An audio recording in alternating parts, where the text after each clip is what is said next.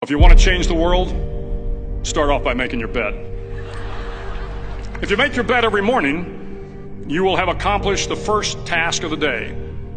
It will give you a small sense of pride, and it will encourage you to do another task, and another, and another. And by the end of the day, that one task completed will have turned into many tasks completed. Making your bed will also reinforce the fact that the little things in life matter. If you can't do the little things right, you'll never be able to do the big things right. And if by chance you have a miserable day, you will come home to a bed that is made, that you made. And a made bed gives you encouragement that tomorrow will be better. To pass SEAL training, there are a series of long swims that must be completed. One is the night swim. Before the swim, the instructors joyfully brief the students on all the species of sharks that inhabit the waters off San Clemente. They assure you, however, that no student has ever been eaten by a shark, at least not that they can remember. But you are also taught that if a shark begins to circle your position, stand your ground. Do not swim away. Do not act afraid. And if the shark, hungry for a midnight snack, darts towards you, then summons up all your strength and punch him in the snout, and he will turn and swim away. There are a lot of sharks in the world. If you hope to complete the swim, you will have to deal with them. So if you want to change the world, don't back down from the sharks. Over a few weeks of difficult training, my SEAL class, which started with 150 men, was down to just 42. There were now 6 boat crews of 7 men each. I was in the boat with the tall guys, but the best boat crew we had was made up of the little guys, the Munchkin crew, we called them. No one was over 5'5". The Munchkin boat crew had 1 American Indian, 1 African American, 1 Polish American, 1 Greek American, 1 Italian American, and 2 tough kids from the Midwest. They out-paddled, outran, and outswam all the other boat crews.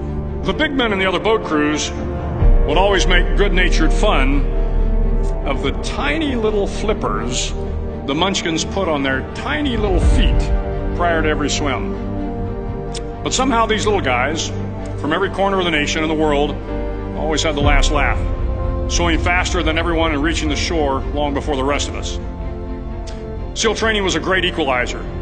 Nothing mattered but your will to succeed, not your color, not your ethnic background, not your education, not your social status. If you want to change the world, measure a person by the size of their heart, not by the size of their flippers. The 9th week of training is referred to as Hell Week. It is 6 days of no sleep, constant physical and mental harassment, and 1 special day at the Mud Flats. The Mud Flats are an area between San Diego and Tijuana where the water runs off and creates the Tijuana Sloughs, a swampy patch of terrain where the mud will engulf you. It is on Wednesday of Hell Week that you paddle down to the Mud Flats and spend the next 15 hours trying to survive this freezing cold, the howling wind, and the incessant pressure to quit from the instructors. As the sun began to set that Wednesday evening, my training class, having committed some egregious infraction of the rules, was ordered into the mud. The mud consumed each man till there was nothing visible but our heads. The instructors told us we could leave the mud if only 5 men would quit. Only 5 men, just 5 men, and we could get out of the oppressive cold. Looking around the mud flat, it was apparent that some students were about to give up. It was still over 8 hours till the sun came up. 8 more hours of bone-chilling cold. The chattering teeth and the shivering moans of the trainees were so loud, it was hard to hear anything. And then one voice began to echo through the night. One voice raised in song. The song was terribly out of tune, but sung with great enthusiasm. One voice became 2, and 2 became 3, and before long, everyone in the class was singing. The instructors threatened us with more time in the mud if we kept up the singing, but the singing persisted, and somehow the mud seemed a little warmer, and the wind a little tamer, and the dawn not so far away. If I have learned anything in my time traveling the world, it is the power of hope, the power of one person, a Washington, a Lincoln, King, Mandela, and even a young girl from Pakistan, Malala.